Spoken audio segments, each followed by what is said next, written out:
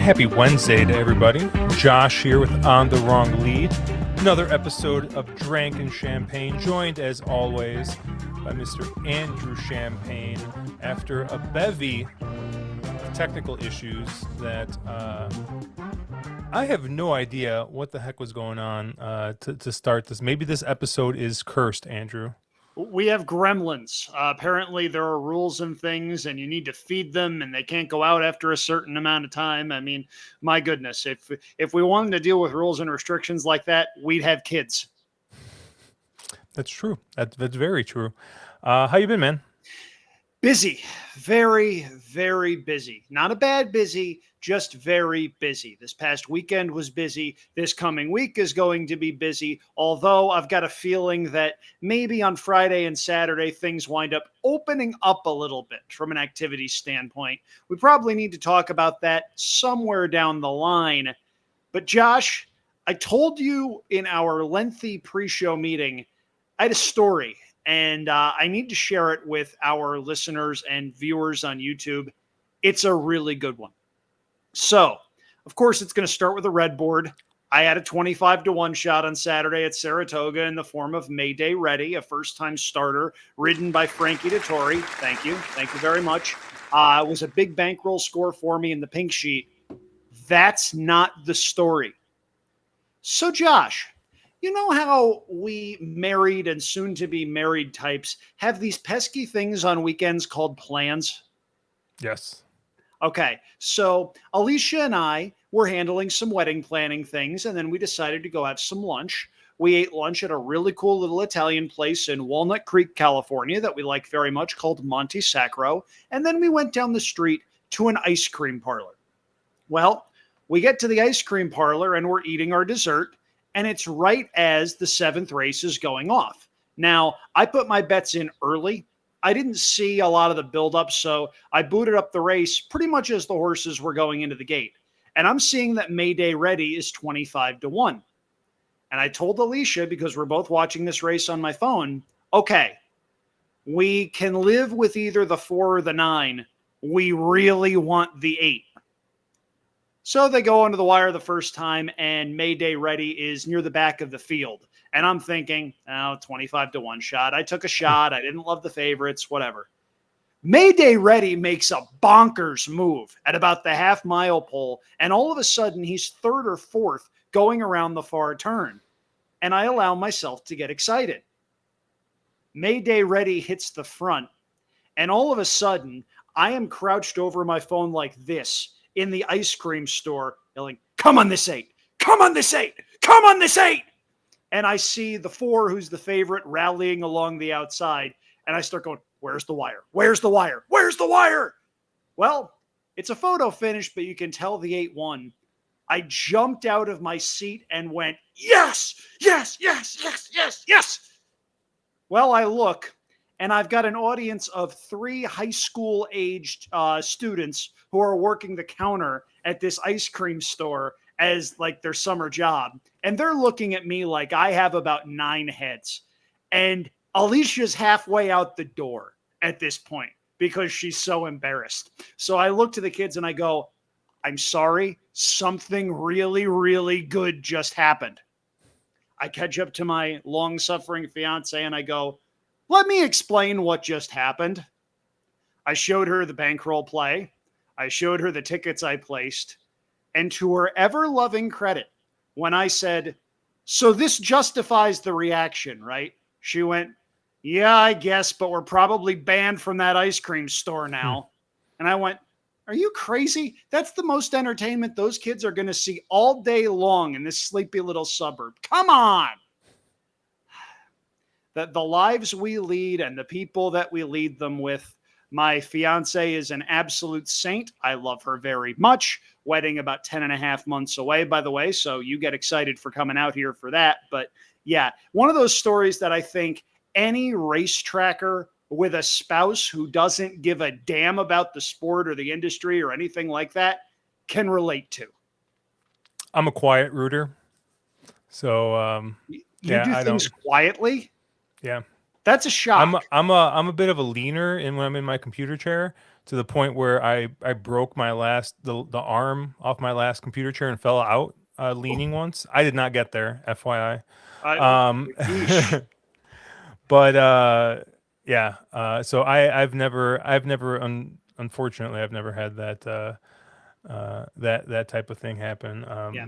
The I will say I texted a friend of mine who's one of the on-air folks for the Naira Fox broadcast, and his response was, "She hates you, regardless of what she says. She hates you." So my fiance got a big kick out of that. But yeah, that was. I will say, after the first couple weeks of the meet, where every bomb I gave out ran their eyeballs out and ran second, including Kid Creasa, who lost by a nose at 31-1 in the finale one day, that felt pretty good. And that, I don't want to say made my meet, but certainly saved my meet and got me a significant amount of confidence back. And Josh, as you know, a confident Andrew is a very dangerous thing. Yeah, on Mother's Day 2022, I was live to two horses in the Belmont Early Pick 5, and it was like an off the turf, like kind of small fields kind of thing, and I survive an inquiry, I think, in race 2, and I get the best possible. And I just kind of get through, and I'm at the last leg, and we're driving to my mom's house. We're actually going to PF Chang's to pick up lunch to Important go question. Who is driving? me. Oh, rookie move. Yeah, Rookie move. my wife doesn't drive, so it's always me. Um, Rookie s- move still. so I'm driving, and uh, as I'm we're leaving basically after the fourth race goes official. So I give my phone to my wife, and I'm like, "Look, I need you to watch this race for me and tell me what's happening." And she goes, "Why?" And I'm like, "Okay, and I might have the horse numbers mixed up at this point, but I think I was like, all right, if the 5 wins, it's like $4,000, but if the 8 wins, it's $12,000." She's like, "Are you serious?" I was like, "Yeah." And so I'm driving, and she's like, "Well, I only see like she's kind of telling me what's going on, and then like they get to the top of the stretch, and she goes, "Well, they're only showing one horse, and it's the 8 horse." And so I guess my 8 horses basically cleared off and won. And my wife, she just did not explain the race whatsoever. But then at the end, she goes, "Well, there's only one horse on the screen, and it's the 8 horse." And just like as I pull into PF Chang's, like I just like have like this like big sense of relief, like finally, like I cashed a big one. And we had lunch, and bought my wife a Gucci purse with some of the winnings off that, because I told her long ago that if I ever scored 5 figures, I would buy her a designer purse. And it was funny because like I get there, and she's like just kind of like just being her, like not super excited or anything. But I'm like, "I figured you'd be more excited." And she goes, "Why?" I was like, "Because you get a purse out of this." She's like, "I do?" I'm like, "Did you forget? Like I told you, like if I ever score one over $10,000, you'd get a purse." And then she got excited. And the funny story is, she's like, "Well, what's my budget?" And I'm like, "Is there and so like I gave her a number, and she's like, "Oh, I can work with that." And I remember telling my coworkers, I basically work with all women. And I was like, "Oh, I had a nice little hit." And I told my wife I was going to buy her a designer purse. They're like, "Oh, well, what was the budget?" And I was like, "Oh," I told her like this much. She's like, "Oh, she can work with that."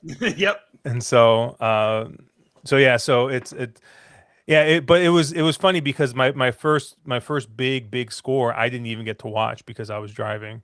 Obviously the second one was actually, what was that, like episode 2?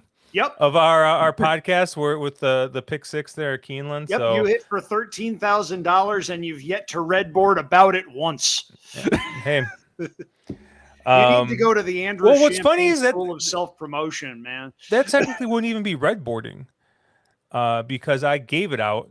And Well, what's but really, you can still brag about it and take like a ridiculously long victory lap. I'm going on a year and a half with Lord Miles, man. Come on. the funny thing about that ticket is my friend Andrew Capone. He does stuff with Horse Racing Nation. He After it hit, he's like, I'm surprised it paid so much since you gave it out on the podcast. I was like, Andrew, I don't think you understand just how few people listen to this, but Well, one thing I will say though, and I have noticed this with our last couple of shows because we've previewed Thursdays. I've been embedding these in the previews for each day's Saratoga program. And because Google likes things with YouTube videos in them, the SEO is through the roof. A yep. couple of weeks ago, I had a Thursday preview, just a random Thursday preview, get 3,000 hits. And most of them were coming through Google because it was recognizing that there was a YouTube video in there. And I think someone else linked to it from some other site. So, yeah, I mean, we are definitely seeing a little bit of an uptick in viewership and listeners. And to those of you out there, we thank you for that. If you like us, go on down below, hit that like button, hit that subscribe button. Really helps us out. If you're listening on a podcast service, give us a 5-star review. That helps us out a lot as well and allows us to tell stories like the one I just told you about my long-suffering fiance as we now pivot and we take a look at the late pick 5 for this coming Thursday, August the 8th.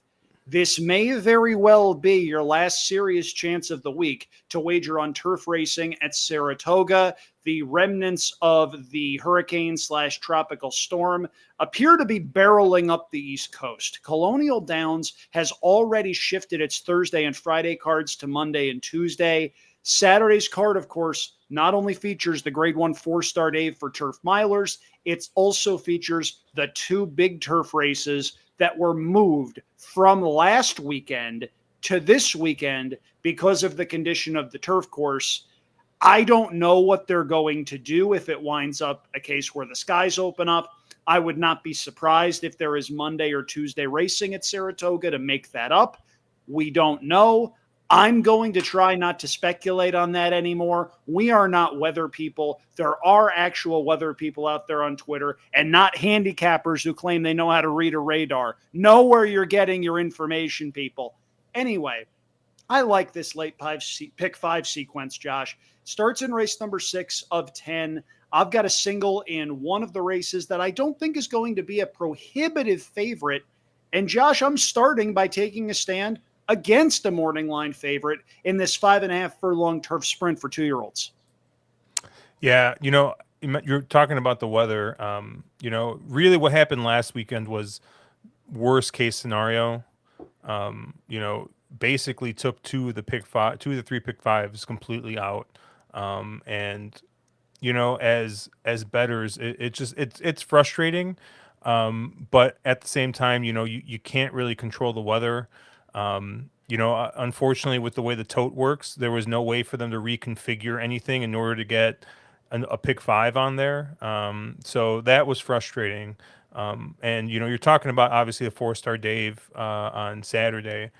Also, Arlington, RIP Arlington Million Day. So Colonial is, still hanging on that they think they can run Saturday, but they might not be able to run Saturday either, and they're going to have to reschedule the Arlington, the Secretariat.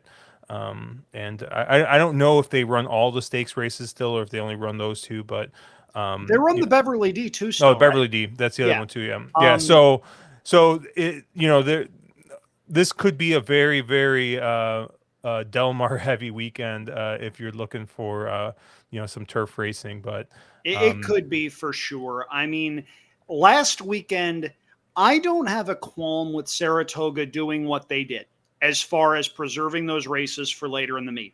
It's not an ideal situation. There are options that stink and there are options that stink less, right? My issue is nobody knew anything until an hour before first post. You know rain's coming. You know it's there.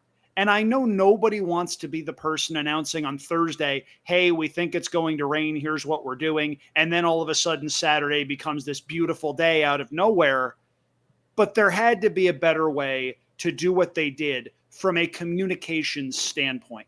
That's the big deal for me. And yes, it stunk from a handicapping standpoint too, because a lot of pick fives went up in smoke, a lot of pick fours went up in smoke. The 2 day pick five wound up being a pick two with 3 alls. I know that rule is in place to protect bettors. I understand why it's there. But by the same token, if you singled in any of those races that became alls, you paid for having a strong opinion. And that's just not the desirable outcome for anybody that plays pick fives on a serious level. It's just not something you want. It's a case where if somebody went and hit the all button in a 10-horse field, as opposed to somebody who singled a strong opinion, the person that didn't have the strong opinion gets rewarded, and the person that did have the strong opinion gets hosed. There's Yeah, got to be a better way to do that. I'm surprised that that didn't get canceled, but So was I Greg Milkowski. because I thought you had to. I thought you had to run at least half the races, but I believe um, it's 2 out of 5 because I mhm. have seen some days at some tracks where they've run the first couple of races and canceled because of weather or anything like that. So I don't know. Not a great scene. I'm not going to bash Naira too heavily, especially after what happened on Whitney Day last year. That was the day Maple Leaf Mel went down, especially given what happened during the later part of the meet where horses ran on wet turf courses and some horses went down. They couldn't have that happen again. This is one of those takes that's going to make some people think I'm out to destroy horse racing, and some people think that I'm trying to lobby for a job with the New York Racing Association, which, Josh, I got to tell you, when that happens, I think that's an indication that I'm being pretty fair. Yeah. So going back to this race, this was one of the. There's two races where we have no consensus picks, Of and course. this happens to be one of them. And so we have 5 out of the 9 horses in this race covered. I know you said that you're going to be against the 3 Pop Idol, the morning line favorite at 5-2. Um, you know that last race is probably the best race that any of the horses that have starts have run. It was on the synthetic. Obviously, it was a it's a couple of weeks ago, and it was at Woodbine. Horse is now shipped in here for George Weaver, and you see Flavian Pratt get aboard here. Flavian's 1 for 3 on George Weaver horses, I believe, to start this meet. And yeah, I just thought that the fact that Flavian's getting aboard on this horse has shown some speed in his first start. Was able to pass a horse and get the lead, and then kind of faded down at the end of the stretch. I'm thinking maybe this is just second time out for this horse. You get a little bit of improvement. Um, and yeah, I don't know. I didn't see anything wrong with that race. I just thought that this horse had shown some speed. Going 5.5 on the turf. Generally, speed is a okay there. But it's not the only horse I'm using. I think the other horse it's in here with a pretty big shot is this 8 horse and one more time. Mark Casse and Jose Ortiz here. And all Jose Ortiz has done for Mark Casse is win at a 30% clip the last 2 months. Second career race for Mark Casse is a pretty plus move, and Mark Cassie's just been on fire to start this meet. I look back at that 4.5 race. I see the second place finisher there came back to win. This horse was very, very, very well bet in her debut here. Maybe a little bit of question. I mean, well, Omaha Beach is by Warfront, right? And Warfront, absolutely, a pretty decent turf influence. But what I really, really like about this horse is I look on the bottom side, I look at the dam. The dam has four starters, 3 winners, and those 3 winners were all on the turf. And very, very productive dam with a huge DPI number there. I'm sure if I looked up the dam, I could find some stakes winner that they've foaled. But So I think this is a horse getting onto the turf, has been working really, really well. And did have that one work over the Saratoga turf course. Looked like a maintenance work there, but yeah, I just thought that this looked like the type of well meant horse here. You see Jose get aboard, and I just expect improvement second time out. So those are the two horses I'm gonna use. I'm gonna use the favorite, the 3 here, Pop Idol, and I'm gonna go ahead. I'm gonna use the 8 and one more time. So you said you couldn't see anything wrong with Pop Idol's debut race. Mm-hmm. I've got something wrong with it. It was slow. If you look at those early fractions, you see 23 flat, you see 47 and 1, and this horse was on that pace. Dream trip. This horse is supposed to win that race, especially after it hits the top of the stretch and winds up in front. I don't like the fact that this horse set a dream trip first time out and did not win. Could this horse improve? Sure. George Weaver horses tend to get better as they get older. I got to tell you, by the way, George Weaver being 1 for 17 after everything he went through a couple of months ago, that's a little bit alarming. I see 5-2. If this horse was 5-1, I would have no issue with it. But Pop Idol is going to be favored. And because of that, I need to play against her in here. Would I be shocked if she stepped up? No. But at her price, I simply can't endorse her. My top selection is actually the second choice, and that's number 1 Rematch, who debuts for Shug McGahee. This dam, we were talking about productive dams, 14 starters, 10 winners. And one of those winners, Josh, was a grade 1 winning 2-year-old by the name of Manny Boivin, who wound up winning the Spinaway here at Saratoga back in 2008, which was, I believe, 10 BJE before Josh era. Rematch is a horse that has every right to be a very, very precocious horse and one that likes the turf. You see the factor on top. He's a very good turf sire, especially of sprinters and miler types. The dam here, as mentioned, very productive. The second dam, though, has thrown 1 grade 3 winning turf horse and another grade 2 placed turf horse. The rail draw is a little bit of a concern for me. I'm going 3 deep because of that, but I see a Rod Ortiz Jr. up for Shug. He doesn't ride for Shug very much. He probably had some options in here, and the fact that he lands on this filly is, I think, very telling. I like the workouts. I like the pedigree. Got to use the horse. The other first-time starter I'm using with a pedigree is horse number 9, Mean Eileen, all the way down at the bottom. This is a horse that's kin to 2 winners. The second dam, though, is what got my attention. That's Rutherienne, who during the course of her career was very, very busy. She ran very often, and her biggest win came in the grade 1, I believe it was the QE2 at Keeneland, where it was the Jenny Wiley, actually. Sorry, I get those two mixed up. It was the Jenny Wiley back in 2008, and Rutherienne was a monster on her best day. I see Twirling Candy on top. I see Kitten's Joy on the bottom. I see Joe Sharp with a first out turf horse. First out dirt horses, not so much. First out turf horses, those horses tend to be runners. Luis Saez seems to be heating up a little bit after his cold start to the meet, and he was ice cold. But if you look at his numbers, yes, you see 6% wins, but you see a lot of seconds and thirds. It's not like he's riding terribly. His horses just aren't winning. He's going to come around. I think Mean Eileen has the potential to be a very nice horse. The third one that I'm going to use is going to be a bit of a price, and it's the other Mark Casse runner, number 7, Moonlight Promises. This is a horse that David Aragona from the Daily Racing Form actually spotlighted as one of his bigger plays on the Thursday program, and I can see why. The dam is a stakes winner on turf. The second dam was a grade 2 winning 2-year-old.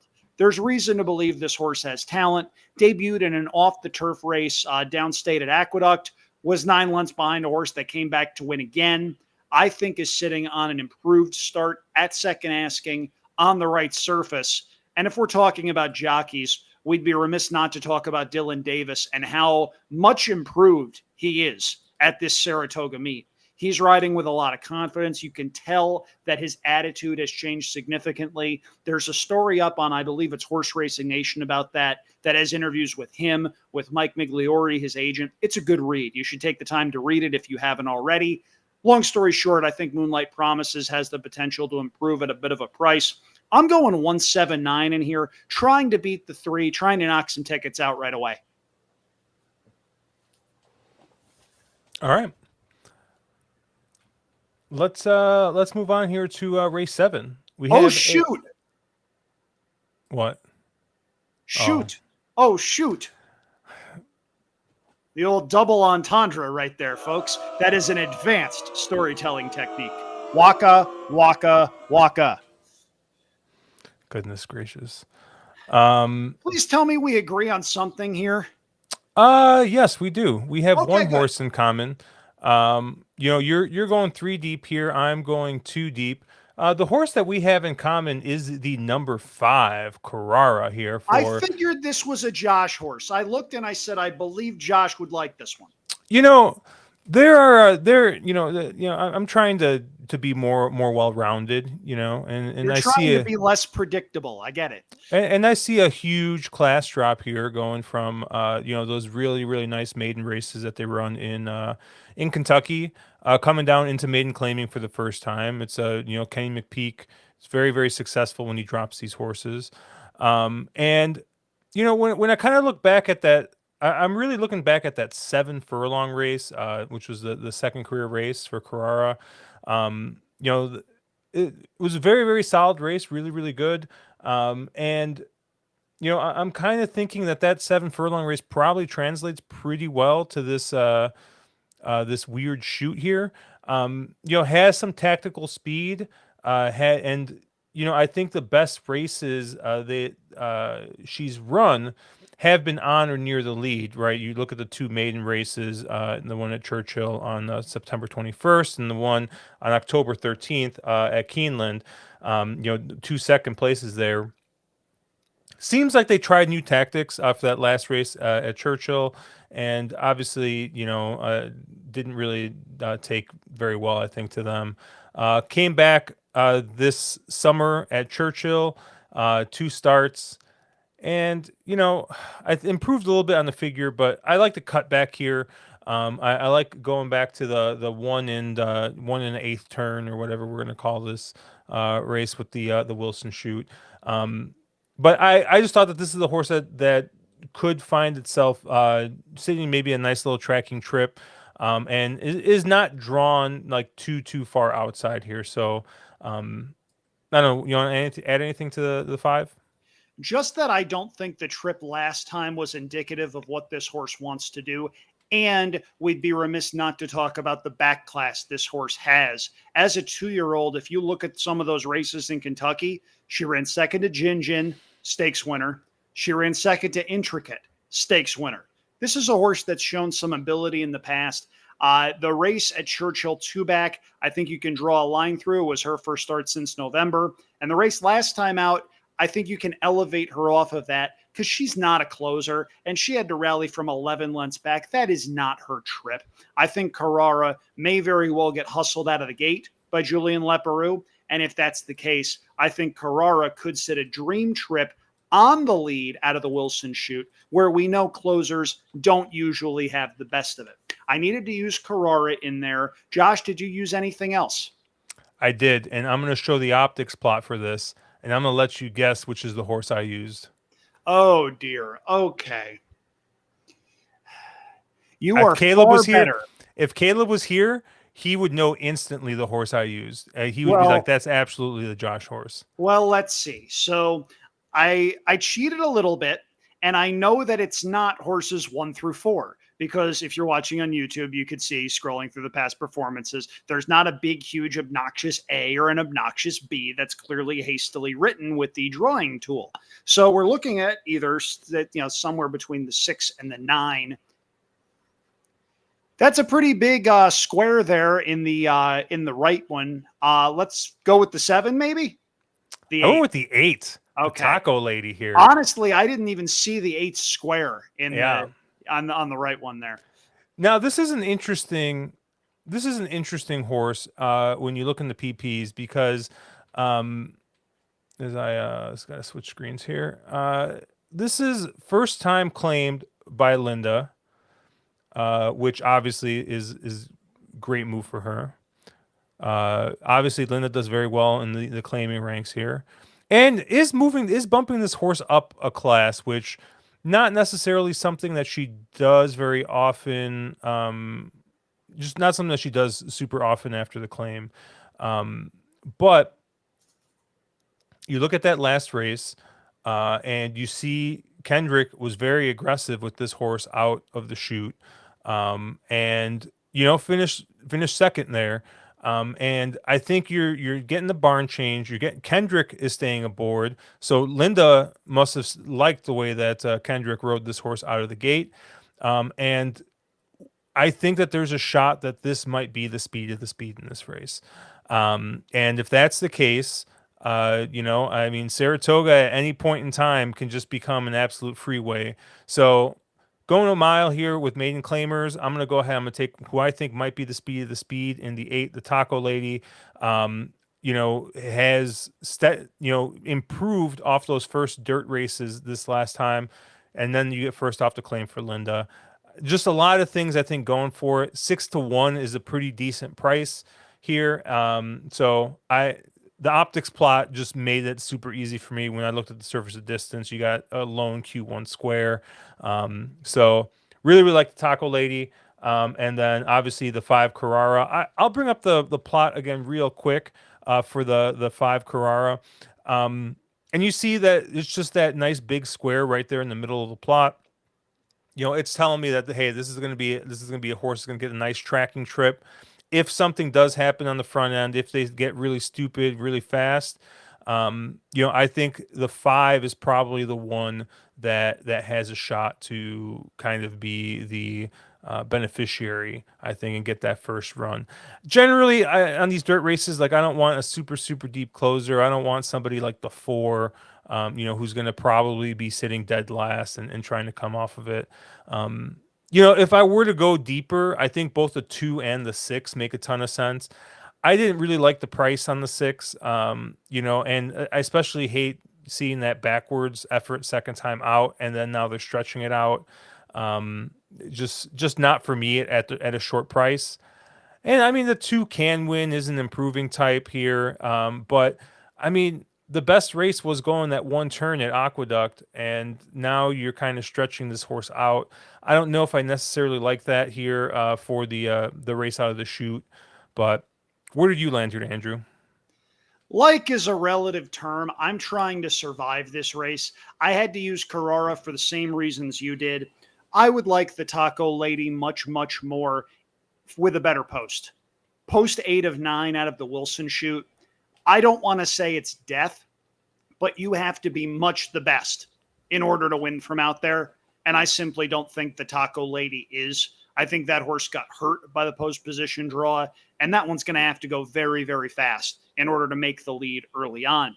You mentioned Bourbon Serengeti, horse number 6, and for all of the negatives, I think there are counterpoints that I can bring up. You mentioned you didn't like the step backwards second time out.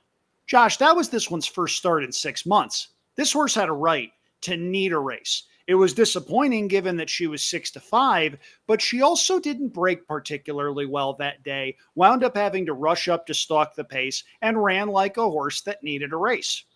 I don't love horses stretching out to the Wilson chute usually. I usually like horses cutting back a little bit more, but there aren't many of those in this spot with the exception of Carrara. So with Bourbon Serengeti, you are at least getting a class dropper, which is a good thing. I also like the pedigree for distance. You see distorted humor, that's a good sign. You see Arch on the bottom as the dam sire, that's a good sign. And you see Brad Cox, who excels with class droppers and who, despite only winning at 17%, only 17% at Saratoga, what a catastrophe, right? He's run second a lot. His horses are running well. They're just not necessarily winning in certain spots. I think Bourbon Serengeti is a horse you have to use and just sort of stomach the price on it in a race that, honestly, for me, was not a lot of fun to handicap. I'm also going to use horse number 2. I'm thinking this is one that stretches out for Rick Dutrow. Tyler Gaffleone sees fit to ride. This is another horse with a distance-oriented pedigree. You see Candy Ride out of a Harlan's Holiday mare. There's every reason to think this one could potentially go a turn and a half or whatever the heck we're saying the Wilson chute is my third choice. I'm not crazy about the 5-2 price, but I'm just trying to survive this race. I could conceivably go significantly deeper, but I just went with the 3 that ultimately seemed like the 3 most likely winners. And I opted to spread elsewhere because, Josh, when I saw the 10th and final, I knew I needed to spread there. So cut down to 3 here. I am 2, 5, and 6. Let's just get Carrara home, huh? At the very least, we'll both be live in the late pick 4. Hey, I'm all for it. Let's just get Carrara home. There you go. See, we don't I even like the have to positive run the thinking. race. Just get Kenny McPeak in the winner's circle, and somebody's going to have to tell Caleb because he's not going to know, and we'll go from there. Race 8, I actually had a pretty tough time with this race. And I think I might have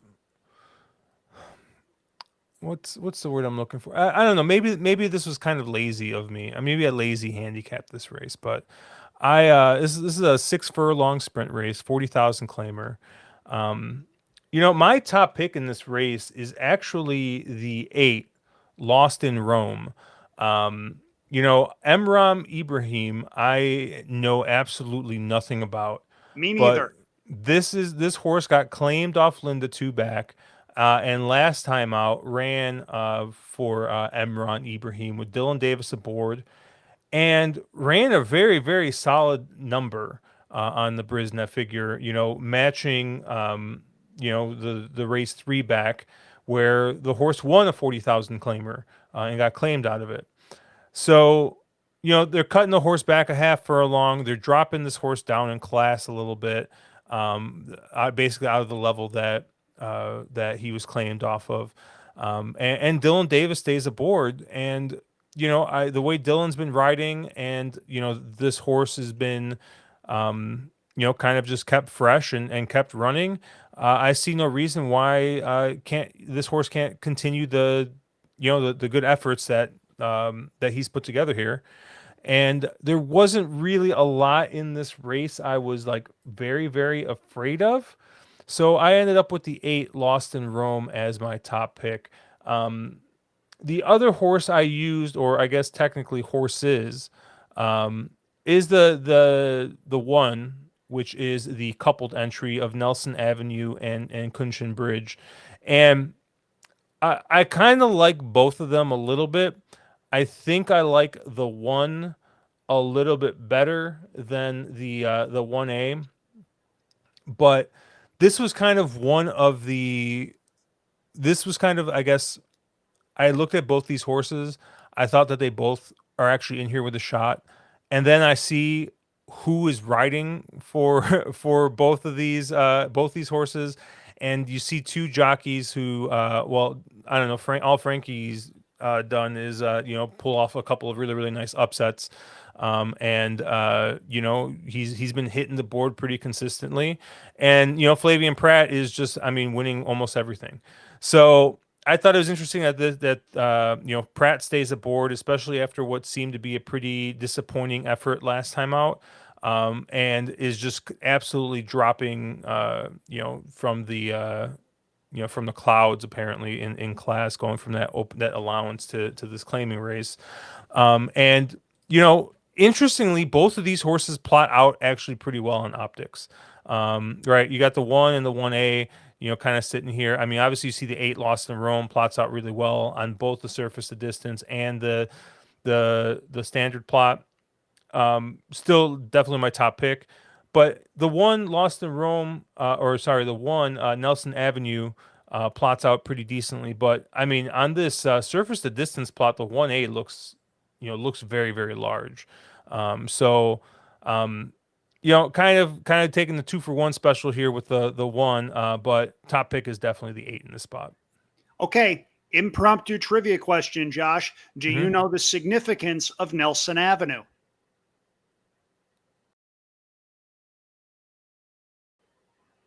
Either Josh has frozen or we have no idea. I have no idea. Nelson Avenue is one of the more well-known streets in Saratoga.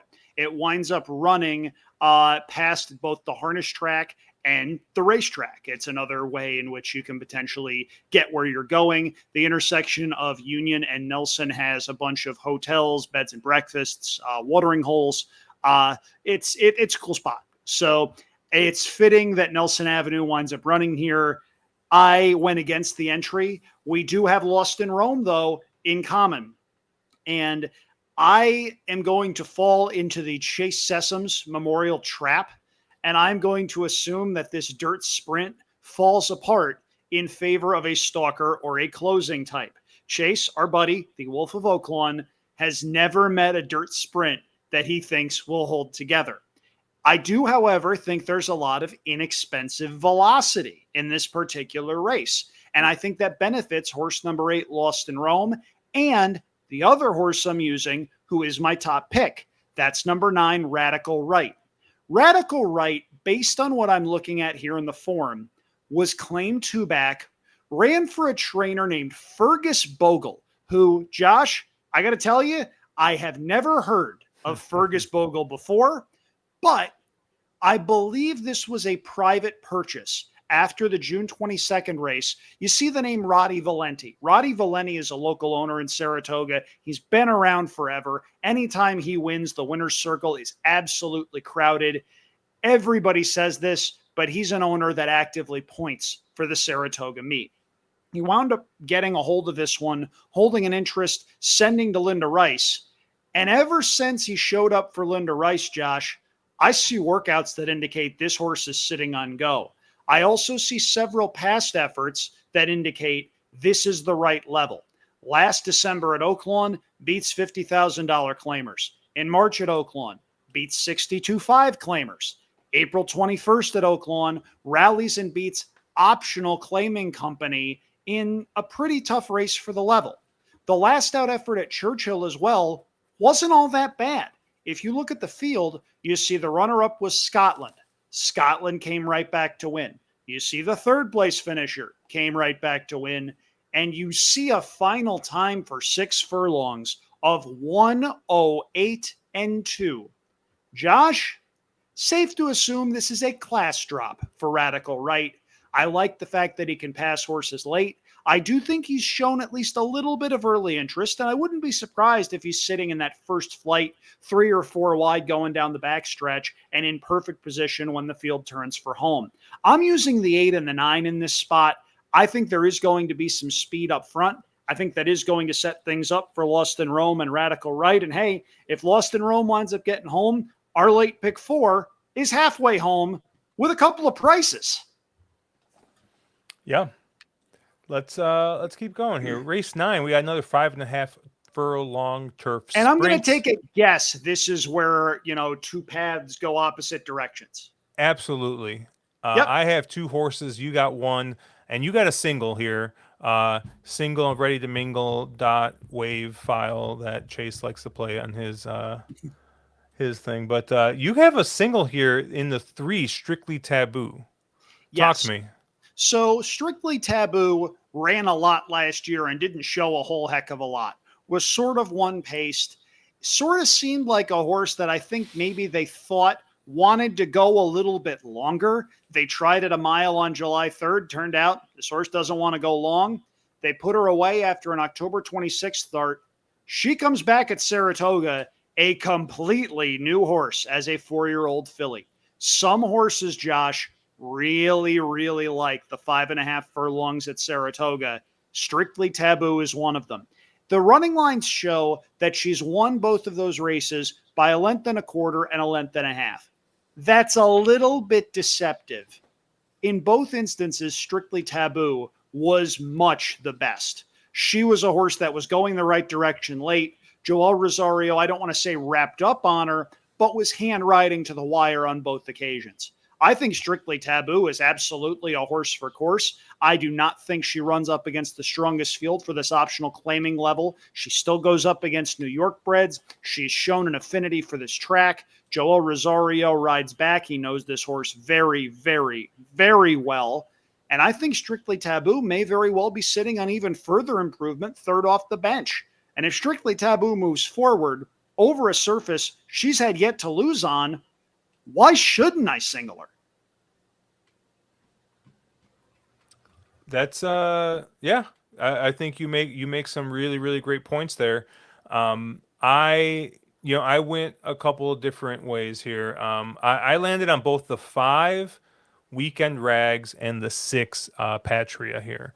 And the 6 patria is kind of got some interesting running lines. Last time out, won wire to wire, albeit on a pretty slow pace, going 23 and 2, 46 and 2, and holds on for a neck.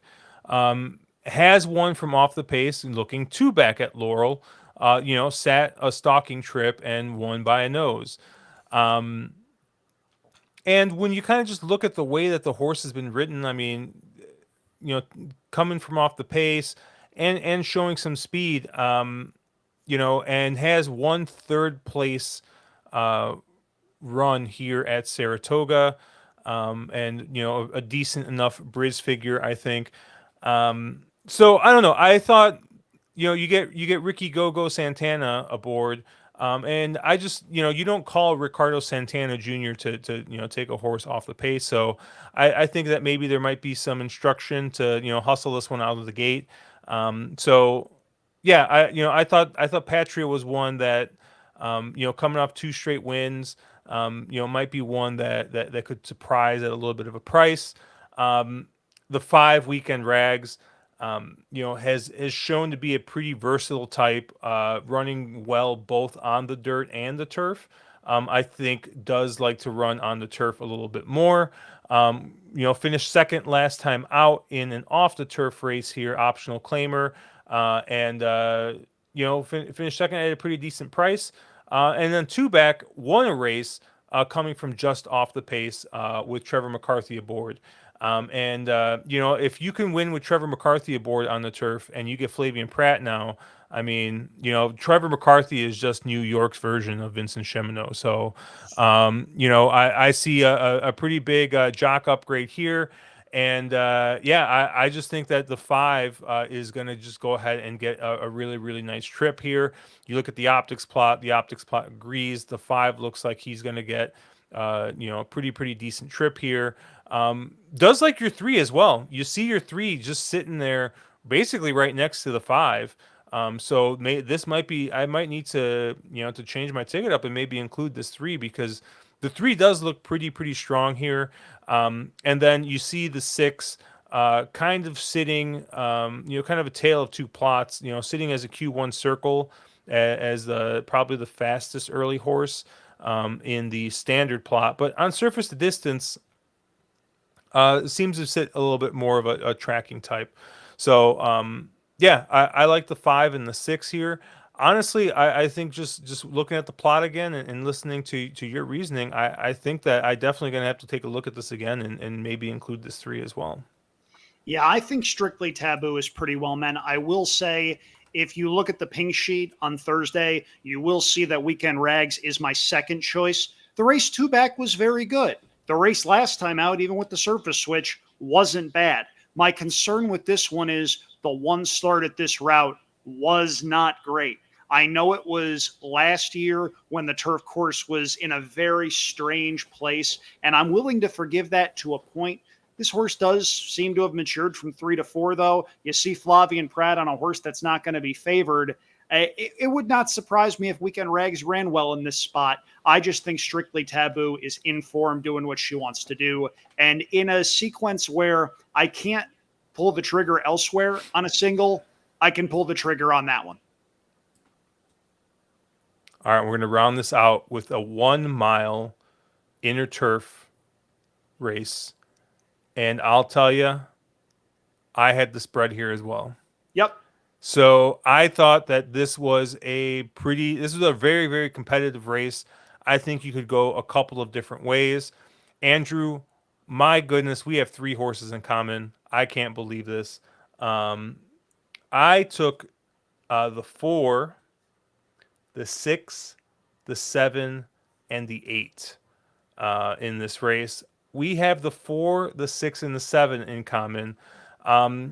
I guess I would make Sweet Duchess my top pick in this race. Winning a race already here at Saratoga, coming right back. Going stepping up in class and cutting back that half furlong. Um, just I think that this is a horse that's been very very consistent the last couple of starts. And I just think it finally found the right level. Because if you kind of look at some of the earlier races, was running in those 110,000 allowance races at Keeneland and Aqueduct, just in over her head there. You look at the optional claimers at Turfway, much more consistent there. So yeah, I just think that this claiming, is just found the right level, and has just been running pretty well. Since kind of dropping into the claiming ranks. Um, the seven is got something that I really like sometimes in these claimers, where you just get like a fresh face, right? You got a horse broke its maiden claiming, went an optional claimer, ran an okay third, and has been laid up for a little bit, and now is coming back at the claiming ranks. And once again, I've said this probably about 3 or 4 times this video. I see Flavian Pratt get aboard on a place where everybody would probably want him to ride, and he gets aboard for little small barn Lisa Lewis on a horse that is very very lightly raced. Does get a 3 pound allowance for being a 3-year-old if you believe in that kind of thing. So I don't know. I just think there's a lot of positives here for the 7 Sizzle. I'll let you talk about the 6, but I do want to talk about the one horse that we have not in common, and that's the 8 Ninja Abario. No, it has nothing to do with the fact that I love White Abario. But this I look at the horse's PPs, right? Ton of races, and it only has 3 turf starts. And when you look at the last 2 turf starts, I see a horse that finished second and then came right back, finished second again in allowance company. And I just think that this is another kind of like light bulb type thing, right? Where, hey, maybe this horse has just wanted to run on the grass all along. And they finally got this horse on the grass. They see fit to ship this horse up from Laurel to come here. And has got I think a pretty tactical run style, which seems to kind of been where you want to be on the Saratoga turf course to start. Speed. I mean, there's been a couple of races obviously get wired, but Kid speed. Creasa should have wired one. But speed just has not been great at Saratoga. Even when we see somewhat soft fractions, we've seen speed not necessarily hold. So, I like the run style. I like the off the pace. I see Dylan Davis get aboard, which I can't believe I'm saying that I see Dylan Davis get aboard, and that intrigues me That's now. how good he's riding, But though. he's riding great. He's riding great. I just think that this is going to be kind of sneaky. Lesser known connections. Horse has been running at Laurel, ships up here. I think this is probably a well meant spot. So I have the 4, the 6, the 7, the 8 here. Where did you land, Andrew?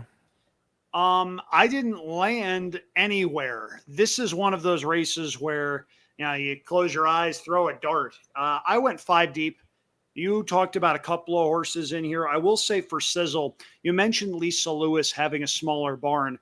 Lisa Lewis can flat out train a racehorse. If you look at her Equibase page, you see a trainer that's hitting at about a 15% clip for her career. And the horses that she's been sending out at Saratoga, they've been running.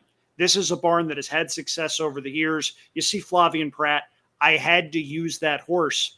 But Josh, you mentioned a little bit that speed isn't necessarily holding. Who is the speed in here? Probably the 1. Go to that horse, will you please? Because I'm using Diamond Status, horse number 1 in the program. And if you look at my selections on Thursday, you will see Diamond Status is my top pick at 10-1 on the morning line. First of all, only speed in the race, draws the rail, gets Jose Gomez. Jose Gomez has one way of going, and one way that I will use him in his current state of development against some of the best riders in the country. He's a good gate rider. Gee, wonder where he learned that, possibly from his agent, the one and only Angel Cordero. Diamond Status will go to the front. Diamond Status will make the lead. I can guarantee you of that. If that doesn't happen, something has gone very, very, very wrong. I also noticed that Diamond Status has shown an affinity for this turf course. Last summer at Saratoga, he wound up running second against starter allowance foes, going 1.125 over this course. Excuse me. This horse was going pretty well at that point. The last out effort, not all that special, but I see a horse drawn well. Inside speed on the inner turf, traditionally at Saratoga, is, I don't want to say lethal, but it's dangerous. And I think you leave this horse off your tickets at your own peril. The other horse that I'm using, in addition to the three we have in common, is horse number 3, Turf Rocket. Last time out, wound up running a pretty decent fourth, beaten just 2 lengths by a next out winner. Comes back to Saratoga, had an excuse 2 starts ago, hit the gate at the start and was never really involved in the race. I see a switch to Junior Alvarado, who's another rider that has gained a lot, and I mean a lot of confidence over the last couple of years. I mean, all you have to do is look at the ride he put on Arthur's ride in the Whitney, where he just said, okay, there's a lot of horses with speed in this race. I'm just going to run them off their feet and see what happens. You got to have some confidence and, several other things that jockeys tend to have in abundance to be able to do that. I think Turf Rocket gets a significant rider switch, has some tactical speed. They saw enough in this horse to try her in the Hilltop Stakes 3 starts back at Pimlico. It says that was a good turf course. They should not have been running on that turf course. It was an absolute bog, and she feels was never tested on that particular occasion. She's got back class. She's got a good rider switch. I'm using her in this spot. I am 1, 3, 4, 6, and 7 to finish off what is a $45 late pick 5 ticket.